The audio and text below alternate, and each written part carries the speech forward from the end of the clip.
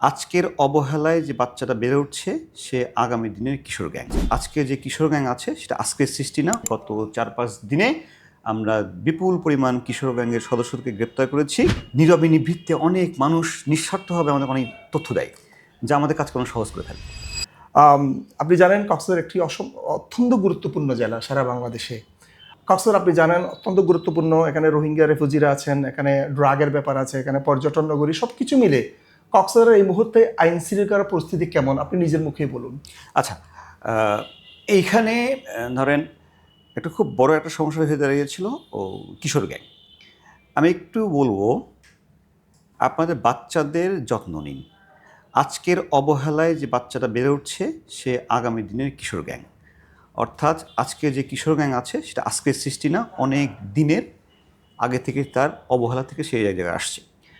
তো আমরা চেষ্টা করছি এই কিশোর গ্যাংগুলোকে চিহ্নিত করে প্রথমে সামাজিকভাবে তাদের অভিভাবকদের মাধ্যমে তাদেরকে কারেকশন করা। তারা আমাদেরই সন্তান, এই কক্সবাজারের সন্তান। জেলে পাঠিয়ে কিংবা শাস্তি দিয়ে তাদেরকে বড় ক্রিমিনাল তৈরি করার চাইতে এই সংশোধন করা যায়, এটা আমাদের জন্যই সবচেয়ে ভালো হবে। এটা অভিভাবকদের দায়িত্বটা একটু বেশি। তারপরেও যারাদের নিতান্তই একান্তই সম্ভব না, তাদেরকে যথাযথভাবে আইনের আওতায় নেওয়ার প্রক্রিয়াটা শুরু হয়েছে। গত 4-5 দিনে আমরা বিপুল পরিমাণ কিশোর গ্যাংয়ের সদস্যদেরকে গ্রেপ্তার করেছি এবং এইটা নির্মূল না করা পর্যন্ত আমাদের ইচ্ছা আছে না থামার। এখন কক্সবাজারবাসী যতটা সহযোগিতা করবে ততটা আমরা পারবো। আপনারা মনে রাখবেন, অস্ত্র পুলিশের শক্তি না, জনগণের আস্থাটাই পুলিশের শক্তি। জনগণ যেভাবে আস্থায় রাখবে আমাদের, আমরা ততটুকুই সফল হতে পারবো। এখানে কয়েকটা ব্যাপার আছে, যেমন আপনি বলেছেন কিশোর গ্যাংয়ের ব্যাপার। আপনি ফিলোসফিক্যালি অভিভাবকদের দায়িত্বটা বলে দিয়েছেন, কারণ ব্যাখ্যা করেছেন, তাদের একটা সুন্দর ভবিষ্যতের কথা সংক্ষেপে বলে দিয়েছেন। কিন্তু যেমন ধরুন ফকির গ্রুপের কথা, ফকির গ্রুপ নিজেরাই বলছে এটা নামে মাত্র মজা করে দেওয়া, ওরা আসলে গ্যাং না। এখন এই গ্যাংগুলো ধরতে গিয়ে আপনাদের স্পেসিফিক যেটা মেকানিজম, এই মেকানিজম অনুযায়ী হচ্ছে নাকি অনেক সময় মিডিয়ার কথায় বিশ্বাস করে আপনারা যাচ্ছেন? কথা বলার স্বাধীনতাটা আমরা অর্জন করেছি, জি। এই স্বাধীনতাও থাকবে।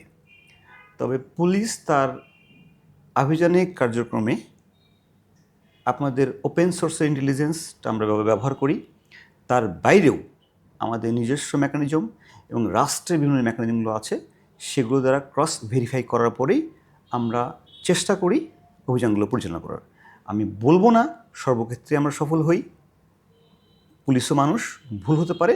তবে আমাদের কোনো ইন্টেনশনালি কাউকে হ্যারেস করার চেষ্টা পুলিশের থাকে না। অনেক ধন্যবাদ। এখানে কয়েকটা ব্যাপার আছে। ইদানিং কক্সবাজারে কয়েকটা হত্যাকাণ্ড ঘটেছে পুরো জেলাব্যাপী। এক্ষেত্রে আপনাদের চ্যালেঞ্জ কি আসলে? আপনারা কি চ্যালেঞ্জের মুখোমুখি হচ্ছেন? আচ্ছা, চ্যালেঞ্জ আমি তেমন মুখোমুখি হচ্ছি না, কারণ আমার কাছে মনে হয়েছে হত্যাকাণ্ডগুলো ঘটার সঙ্গে সঙ্গে এই সামাজিক রাজনৈতিক বিভিন্ন স্টেক হোল্ডার থেকে আমি যে পরিমাণ সহযোগিতা পেয়েছি, গোপনে বলেন ইতে বলেন, এত দ্রুততম সময়ের মধ্যে এগুলো আমরা সলভ করতে পারছি।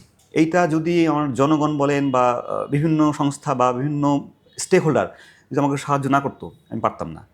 আমি অবাক হয়ে গেছি যে আমি অন্যান্য জায়গায় চাকরি করেছি, এইখানে নীরবে নিভৃতে অনেক মানুষ নিঃস্বার্থভাবে আমাদের অনেক তথ্য দেয়, যা আমাদের কাজকর্ম সহজ করে ফেলে।